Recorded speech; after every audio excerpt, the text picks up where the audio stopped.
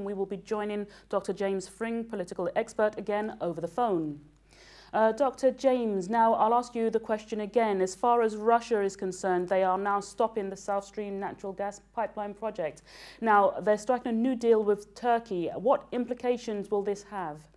Well, it's like the previous deal over Ukraine with Russia and Europe. It's counterproductive for Europe to be trying to sabotage the pipeline deal, because it now means that Russia and Turkey will be much closer together. Russia will still be able to supply Turkey through the existing Caspian Sea, Black Sea pipeline.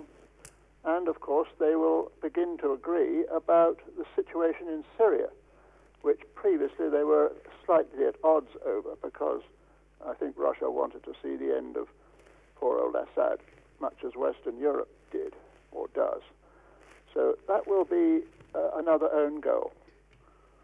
Of course, there are ways around it. I mean, it would be perfectly possible for Russia to say, okay, we'll set up another company to run the pipeline and just supply the gas. That would satisfy that EU blockage, which they're purporting to use as the reason for not allowing the pipeline to go ahead.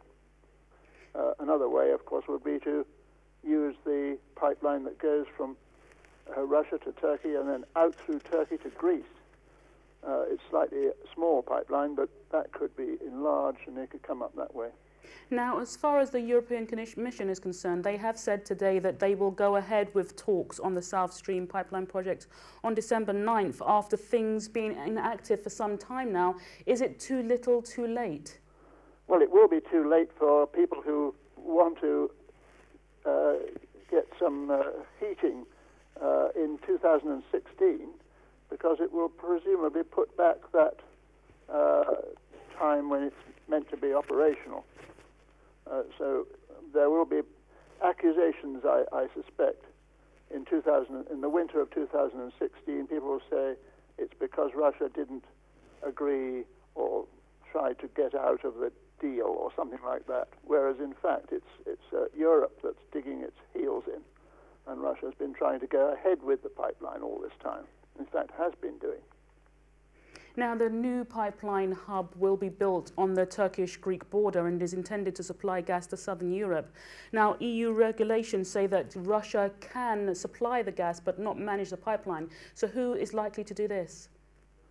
Well, it would be quite possible for Moscow to set up another corporation called Southern Pipeline Corporation, which would have separate ownership.